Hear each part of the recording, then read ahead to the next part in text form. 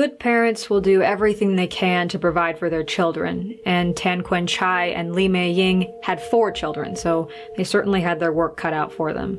But on the morning of January 6, 1979, the parents returned to their small apartment to find a horrific, tragic crime had been committed, and their 4 children were dead.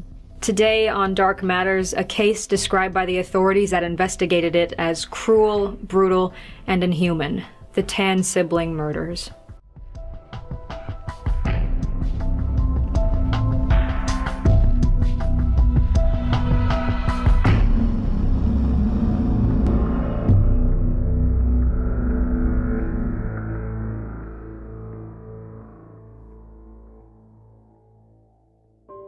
In Geylang Bahru, Singapore, on the 4th floor of Block 58 of a housing and development apartment complex, lived the Tan family. Though the apartment only had 1 room, Tan Chin Nee, the father, and Lee Mei-ying, the mother, made the apartment work for them and their 4 children.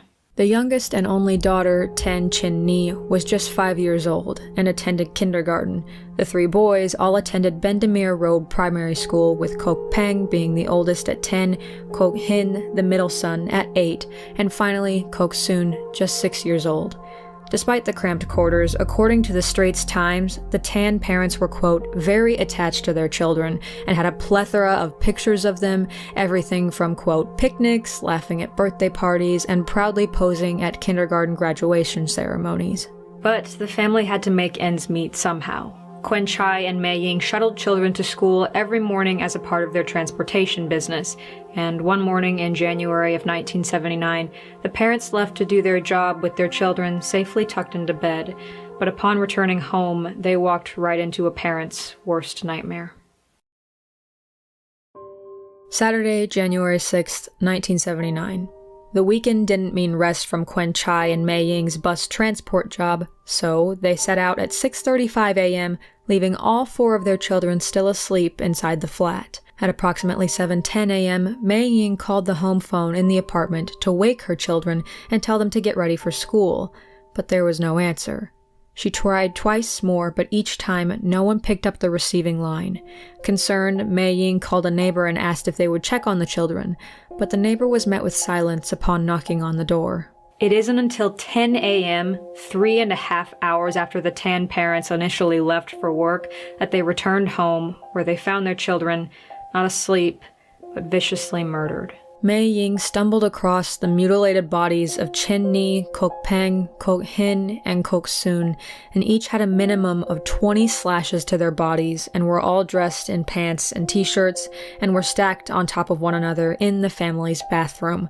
The oldest child, Kok Peng, had long hairs gripped in his right hand, his entire arm nearly severed from his body, and Chin Nee had gashes all along her face. Kok Hin and Kok Soon were just as badly wounded. But despite the violent scene, the only remaining trace of blood was found in the kitchen sink. The rest of the apartment was immaculate, and there was no sign of forced entry, and nothing was taken, leaving stunned and disgusted authorities to believe this was no random act of violence, that the Tan's killer knew them, and later they would realize just how well. Following the murders, paranoia fell over the Block 58 flats. Wondering if there was a killer in their midst, the children were kept at an arm's length when they normally were allowed to play and wander on their own, and parents chaperoned their children to school.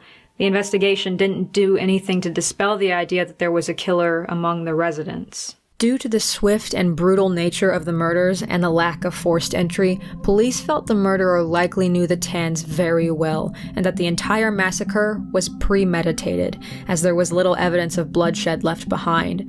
Someone had clearly taken the time to clean up the crime scene and themselves, at least enough to not leave a trail before exiting. And thinking of the timeline, the Tans left at 6:35 a.m. and called the house 3 times at 7:10 a.m., after which a neighbor knocked on the apartment door. No answer any of those times.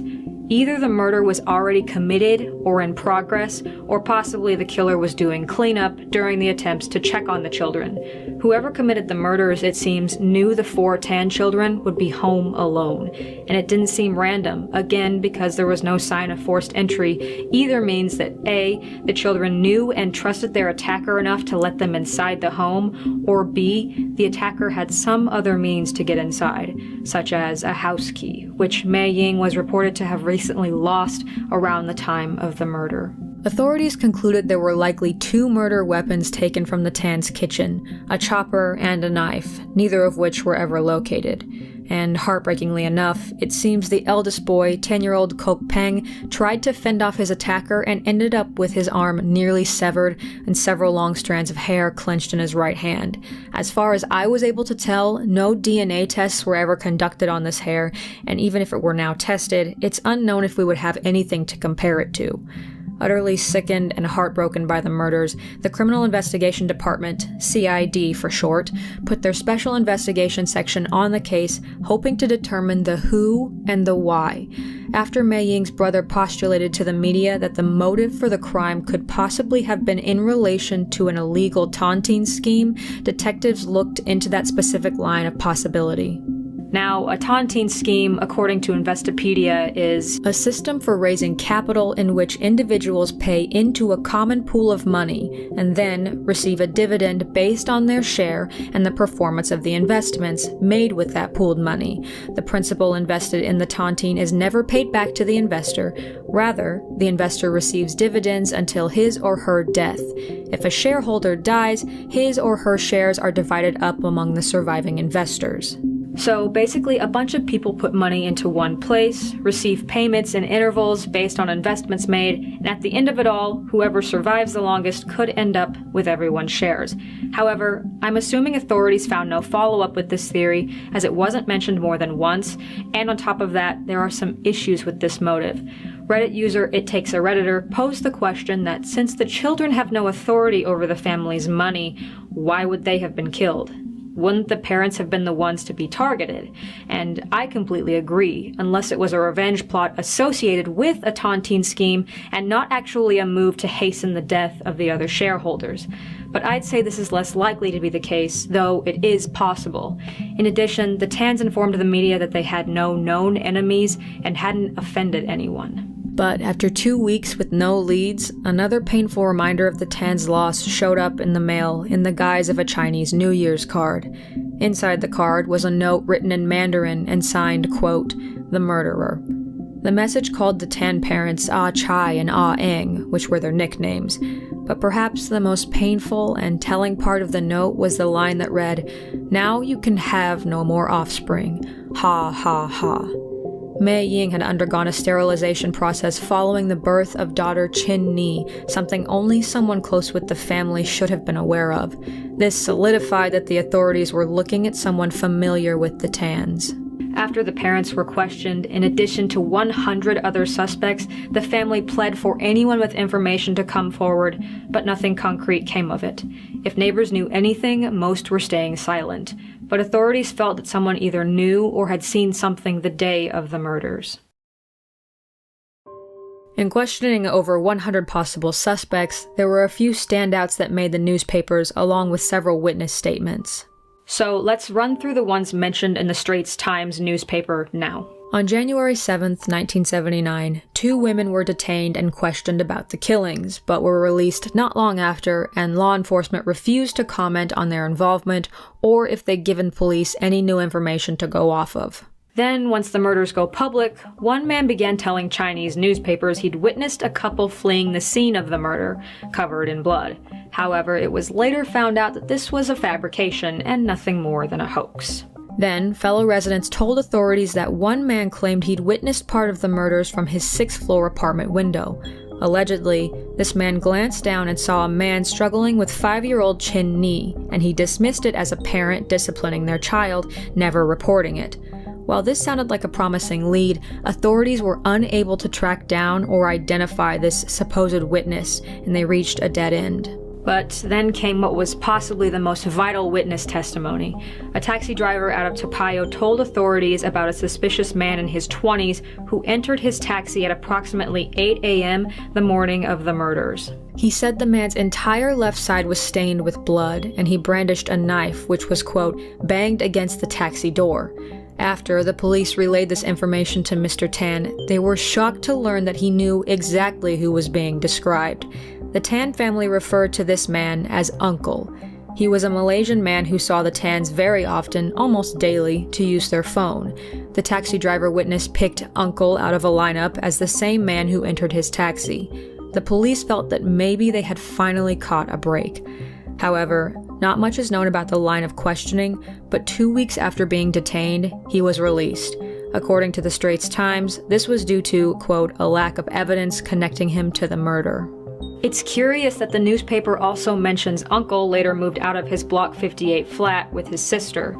His whereabouts afterwards are unknown. And another unsettling coincidence, pointed out by Reddit user ShiftKGB, was that if Uncle was detained the day of the killings or close to it and released 2 weeks later, his release aligns with the disturbing piece of mockery mail received by the Tans 2 weeks after the killings.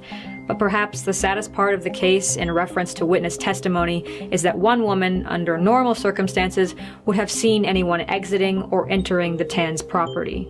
Neighbor, 68-year-old Yam Yin Tin, normally spent mornings sitting in the corridor between the apartments, watching the youngsters of the building play.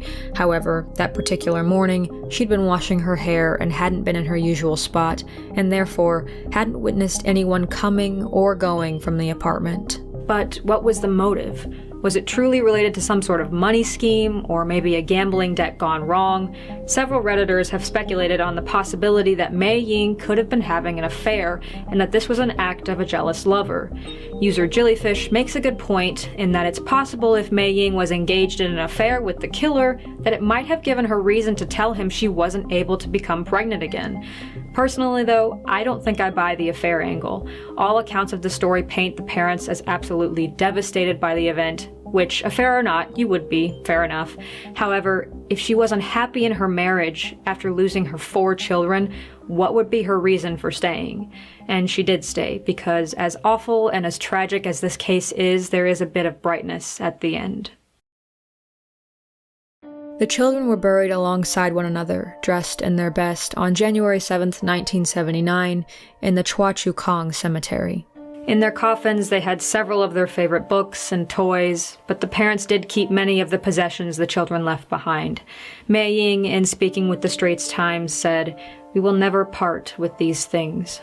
Devastation was clear for all family members, but especially for their mother, Mei Ying, who reportedly had trouble remaining conscious watching her 4 children be laid in their coffins.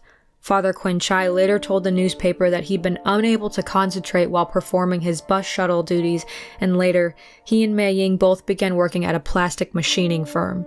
The Tans never moved out of the apartment of the massacre, referring to it as a home with, quote, 4 walls of emptiness. Still, the Tans hoped to fill the empty space and registered with the Social Welfare Department, hoping to adopt 1 boy and 1 girl into their family to begin anew. Unfortunately, at the time, there were no children available. Then Mei Ying learned of a reverse sterilization operation that seemed almost too good to be true. But, after undergoing the procedure, she was able to conceive again, and on December 30th, 1983, almost 5 years to the date after she'd lost her 4 children, she gave birth to a healthy baby boy. Though it doesn't make the wound any less painful, make it any less important, I, personally, am happy this family, who very clearly cared so much for their children, were able to conceive again and continue on as a family. I think a tragedy such as this would have torn a lot of couples apart, but the fact that they were able to support one another, really make an effort having a family again, and succeed, gives this unsolved case at least one bright spot in a sea of darkness, in a case that has been called one of the most gruesome, heinous, unsolved murders in Singapore's entire history. No matter what you choose to believe or what you speculate, I ask you only for respect in the comments below, as always, and remember, though these may be dark matters, the darkness always matters.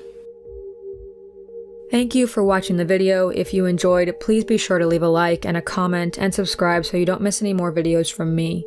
If you're looking for other similarly unsolved cases, you can click any of the videos on screen now.